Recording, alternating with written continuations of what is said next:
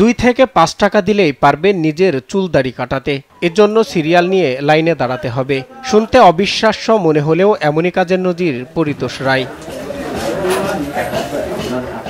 বাজারে সাইনবোর্ডহীন এক সেলুন, ভেতরে ভাঙা দেয়ালের ঘরে টিনের ছাউনি, সামনে বড় আয়না, সামনে চিরুনি, কাঁচি, আধুনিক চুল কাটার যন্ত্র আছে। তবে বয়স্ক পরিতোষ নাপিত নেন না আধুনিক বিল। তার কাছে চুল দাড়ি কেটে দেওয়া যায় 2 থেকে 5 টাকা।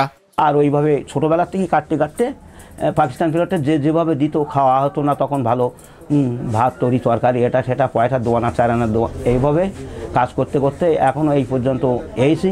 আশা করি বাদ বাকি জীবনটা এইভাবে মানুষের খেদমত করে যাব।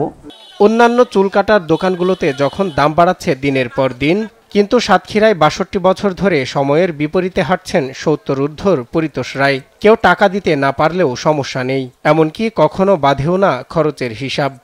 তিনি আগে থেকেও 5 টাকা চুল শেভ করতেন, এখনো পর্যন্ত 5 টাকা চুল শেভ করে থাকেন। ওনার পেশাটাই হলো এই চুল কাটা কাজ।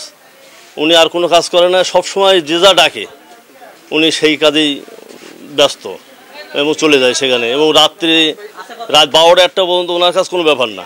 শীতের দিনে কাঁপে শরীর, বয়সের ভারেও নুইয়ে পড়েছে, তবুও থামেন না পরিতোষ রায়। চলে যান হাটে বাজারে।